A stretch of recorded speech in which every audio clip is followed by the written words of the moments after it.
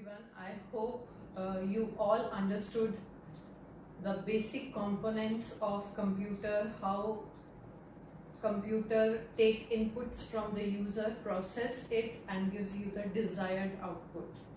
Now the next part which we are going to begin is the memory. Though little bit I have explained in my last video as well, that memory is a place where all your data gets stored up. Whatever the things you are, whatever the documents you are creating, those all documents are saved in your memory. Now how exactly this memory works? I hope you all know. If not, then the memory in computer we measure in the form of bits. Okay? Bits means computer understand only the language of 0 and 1. Whatever the things you are writing in your normal English language or whatever the language supported by the computer, right? But computer is not understanding anything except this language, that is 0 and 1. So when you are entering any number, any name, any text, any data, computer is going to convert that particular number, particular text, particular data in the form of zeros and 1. Now how it will convert, I'll show you. Suppose you are pressing capital A. You want to type, suppose your name starts from A and you want to type capital A. In that case, the moment you typed capital A, computer is going to convert this capital A into the form of zeros and 1. How? See, you have so many keys in the keyboard, right? This is your keyboard. On the top, obviously you have function keys, numeric keys, alphabets, but this is our QWERTY keyboard, how basically all keyboards are. So when the moment you pressed capital A or B or any other key, there is one key behind each and every key of the keyboard. When you are pressing capital A, the code which is given to the computer or behind this key is 65 number. Each and every key has one code and that code is called ASCII code. What it is called? ASCII code. ASCII stands for American Standard Code for Information Interchange.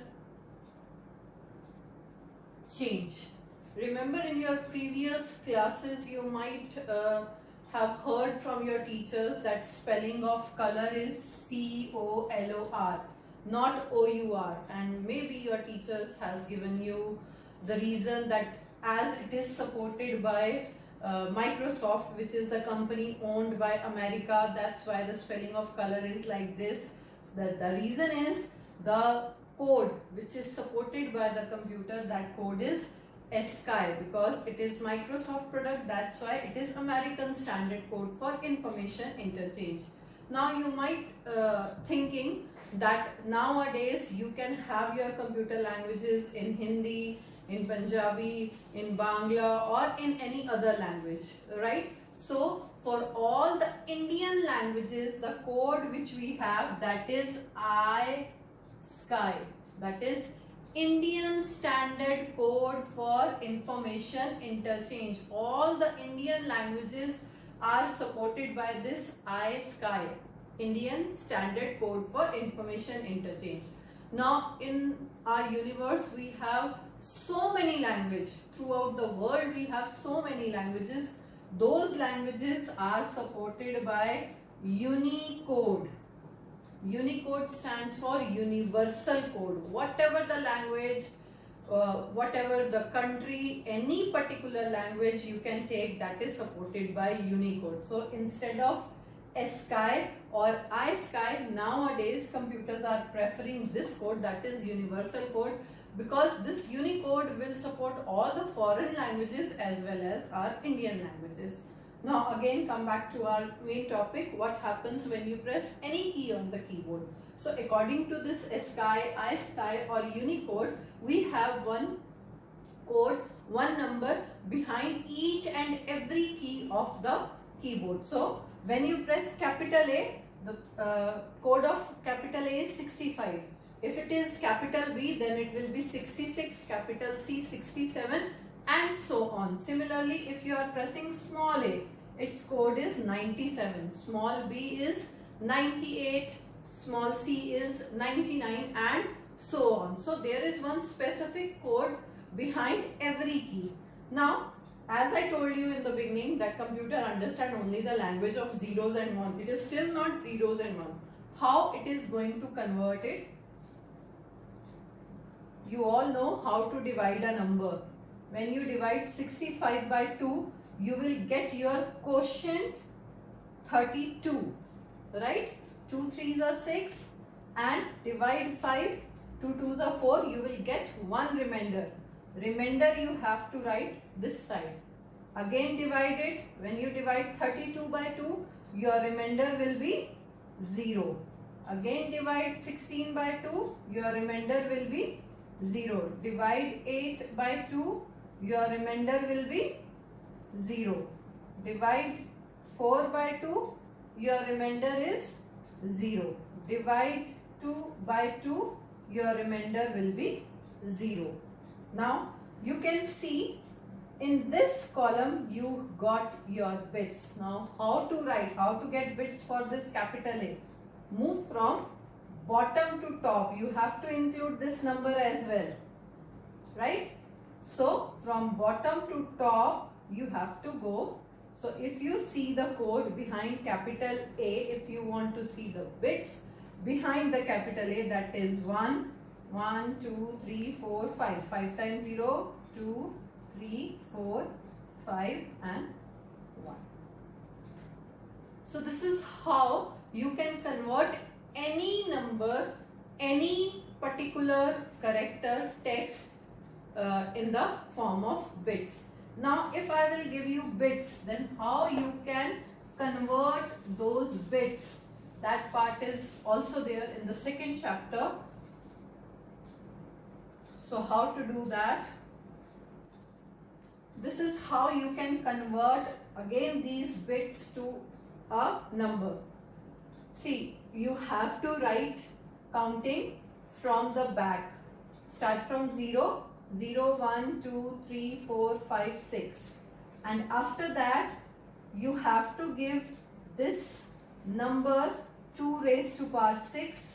What is the bit here? 1, multiply by 1. 2 raised to power 5, multiply by 0. 2 raised to power 4, multiply by 0. Mean whatever the bit is, you have to give its base 2. Why? Because this is decimal number.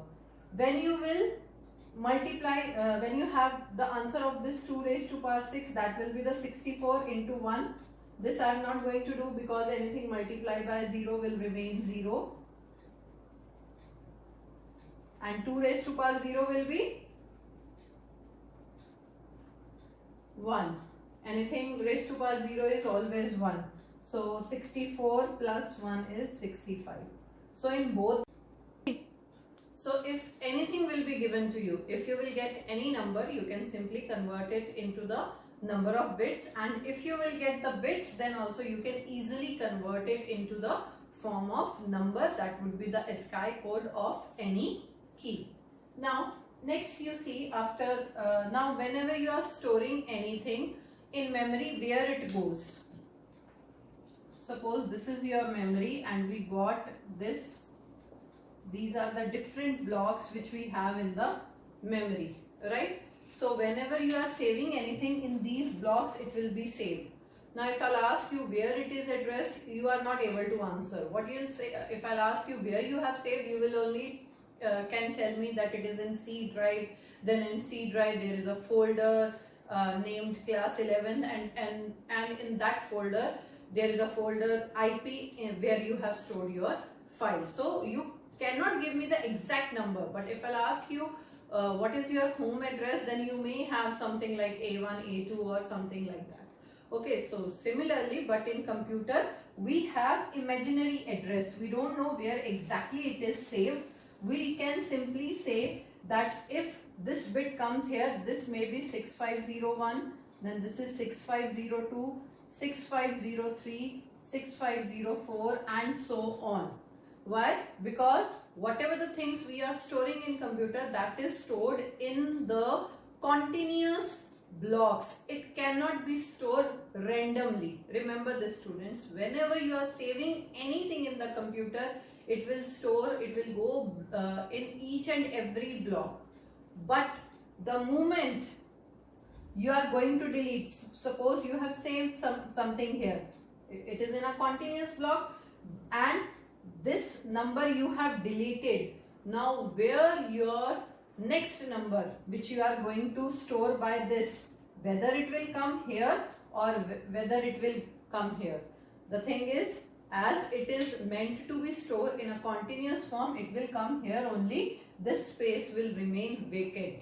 And to remove all these vacant spaces, because on daily we are working in the computer, and when we are working daily we are saving and we are also deleting so many things in the computer as well as in your smartphones, right? So when you are deleting so many things and saving so many things, at that time in your hard disk you get two colored spaces, blue and pink.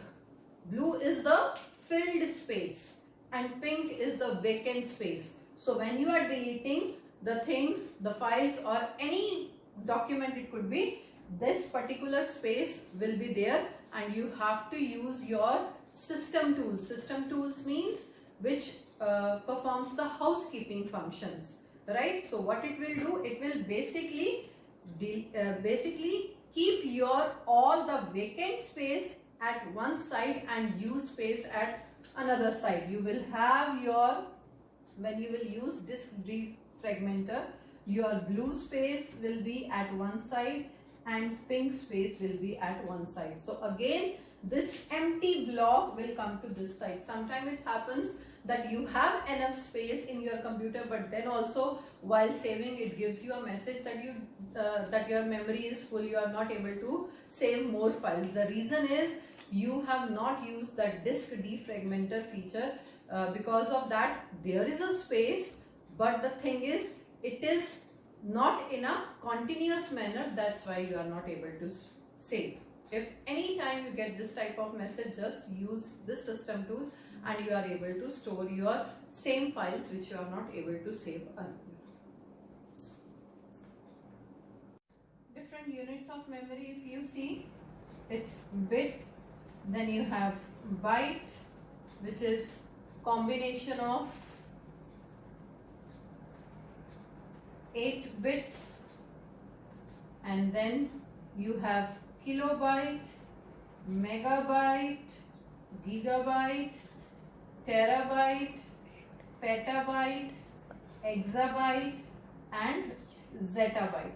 These are the different memory units you have, with the help of which you are able to store large amount of data in your memory. Now next come to what are its parts. Basically, if we'll see that there are two parts of memory, that is RAM and ROM. RAM stands for random access memory. If you see in its full form, or you can say in its name only, you are able to understand what RAM is and what ROM is. ROM stands for read-only memory, right? Read-only memory means which you can only read, you cannot write anything. Students, whenever we are saying now you can read only, you cannot write. Reading means you cannot make any changes while reading that particular file. Is if it is read only, you cannot make any changes, any editing you cannot do.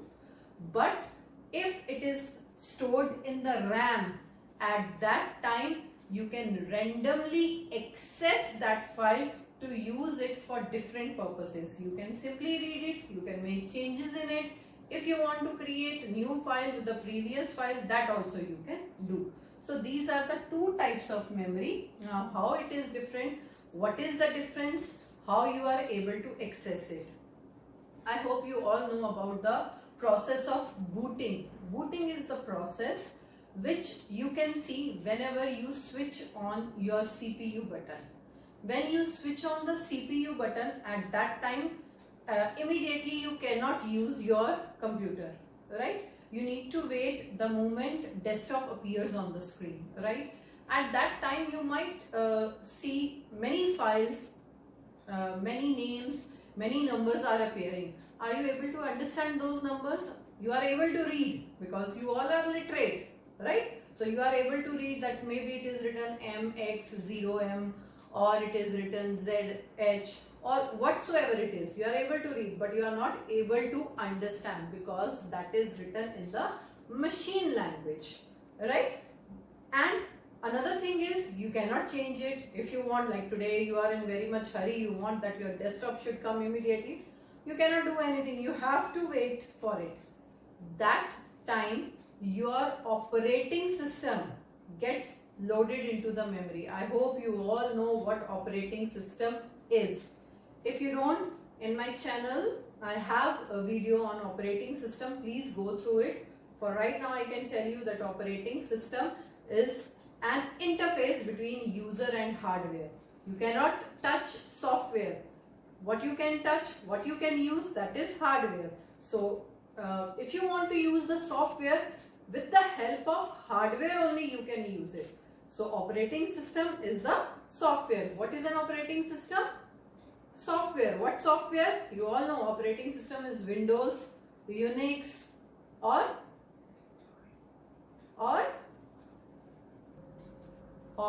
DOS or iOS. These are the different operating system with the help of which you are able to interact with your system.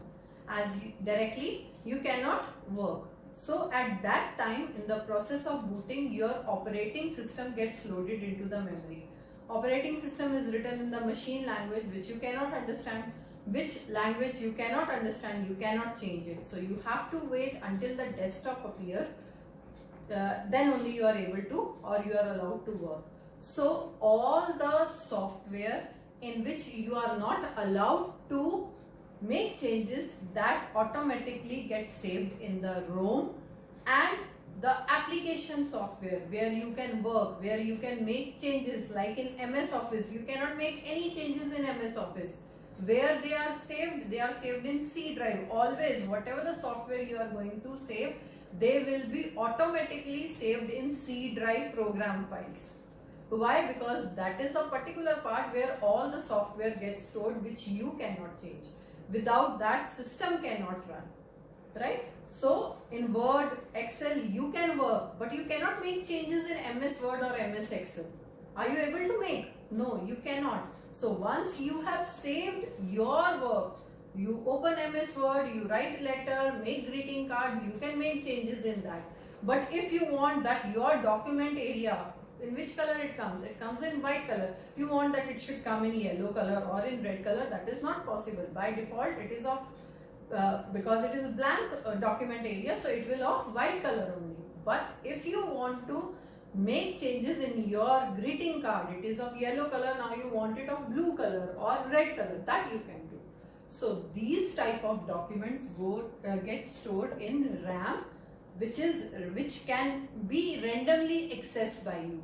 So ROM is a permanent memory because you cannot change. RAM is a temporary memory. So when your booting process starts, your operating system gets loaded into the ROM, and then after your desktop appears, you are allowed to use your own files which is stored in RAM.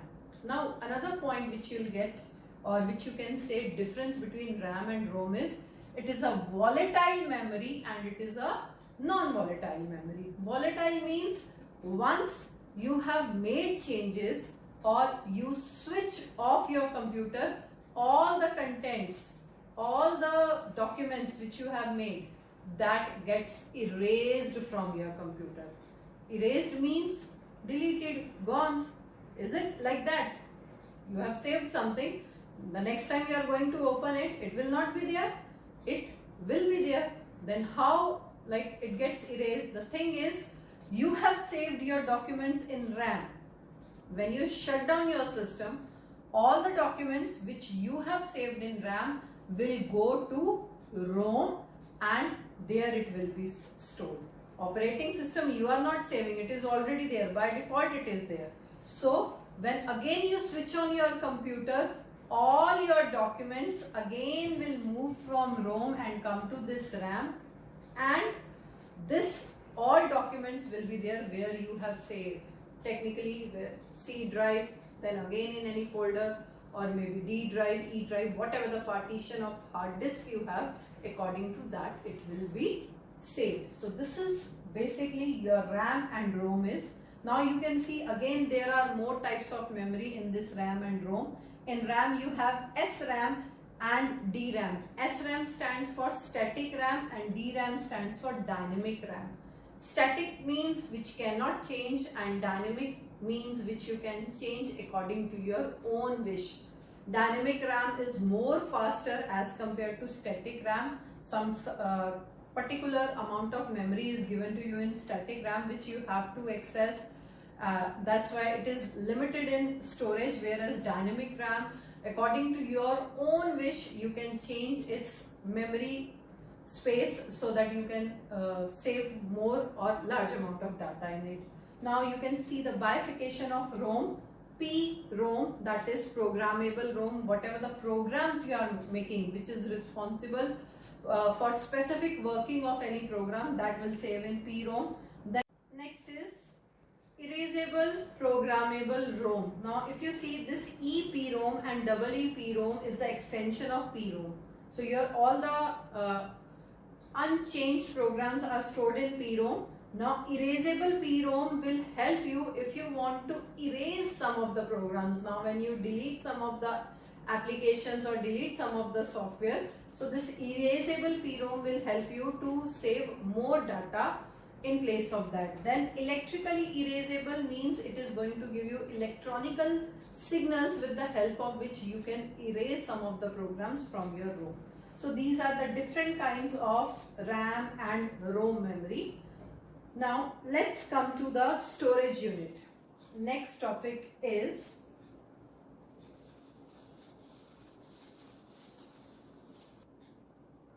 storage unit. Means like the units which I told you earlier. Computer storage unit is bit, byte, GB, TB, ZB, exabyte. These all are the. Now when you are saving your data or your files, that is saved in primary devices or maybe in secondary storage devices. Primary storage devices means your hard disk which is already inside the computer, and secondary is which you attach with the computer to store another amount of data, like in pen drives, in CDs, DVDs, or any other like removable hard disk. It could be anything. So now let's discuss some of the storage devices.